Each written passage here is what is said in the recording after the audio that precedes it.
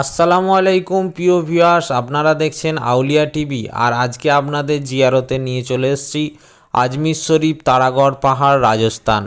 আজমির শরীফের বিখ্যাত পাহাড় তারাগড় পাহাড়, যার চারিদিকে আনা সাগর দ্বারা বেষ্টিত। আর এই তারাগড় পাহাড়ে আজ থেকে 800 বছর আগে তারাগড় পাহাড়ের বাদশাহ ছিলেন সৈয়দ মিরা শাহ রহমাতুল্লাহ আলাই।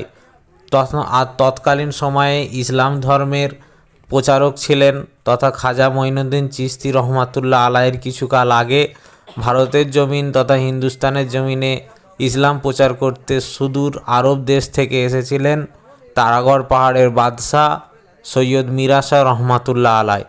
আর সেই সৈয়দ মিরা শাহ রহমাতুল্লাহ আলাইকে এই পাথর নিক্ষেপ করেছিলেন তৎকালীন জাদু সম্রাট যোগী জয়পাল।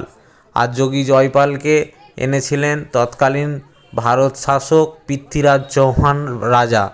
তো যখন যোগী জয়পাল এই পাথরটা ছুঁড়েছিলেন, তখন এই পাথরের গায়েতে সৈয়দ মিরা শাহ রহমাতুল্লাহ আলাইয়ের আঙুলের দাগ বসে গিয়েছিল।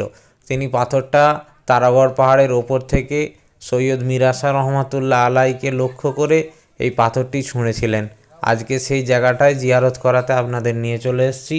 তৎকালীন সময়ে ভারতবর্ষ শাসক করতেন সম্রাট রাজা পৃথ্বীরাজ চৌহান, আর তখন মুসলিমদের সম্রাট ছিলেন সৈয়দ মিরা শাহ রহমাতুল্লাহ আলাই। তো সৈয়দ মিরা শাহ রহমাতুল্লাহ আলাই যখন ইসলাম প্রচার করছিলেন, তখন পৃথ্বীরাজ চৌহান সেটা ভালোভাবে নেয়নি। সেই জন্য তিনি প্রখ্যাত জাদুঘর যোগী জয়পালকে ডাকেন এবং তিনি এই জাদুর পাথর দিয়ে সৈয়দ মিরা শাহ রহমাতুল্লাহ আলাইকে মেরে ফেলতে চেয়েছিলেন। কিন্তু তেনার গায়েবী পাওয়ার, তেনার ক্ষমতা, তেনার কেরামতির মাধ্যমে, আল্লাহর রহমতের মাধ্যমে তিনি এই পাথরটা এখানেই 2 আঙুল দিয়ে দাঁড় করিয়ে দিয়েছিলেন। সেই আঙুলের ছাপ আপনাদেরকে আজকে দেখালাম এই পাথরের মধ্যে। এবং এই পাথরের যেই গ্যাপটা, ফাঁকা জায়গাটা আছে, এইটা সৈয়দ মিরা শাহ রহমাতুল্লাহ আলাইয়ের ঘোড়ার হাঁটুটা এখানটায়, এই যে এই জায়গাটা এখানটায় হচ্ছে ঘোড়ার হাঁটুর দাগটা এখানটায় আসে। তো আপনাদের ভিডিওটি কেমন লাগলো আপনারা অবশ্যই জানাবেন। আর বাংলায় ওলিয়াদের ভিডিও পেতে, ভারতবর্ষের বিভিন্ন প্রান্তের ভিডিও পেতে আমাদের চ্যানেলটি সাবস্ক্রাইব করে রাখুন, পাশে থাকুন, অন্যকে দেখার সুযোগ করে দিন শেয়ার করে।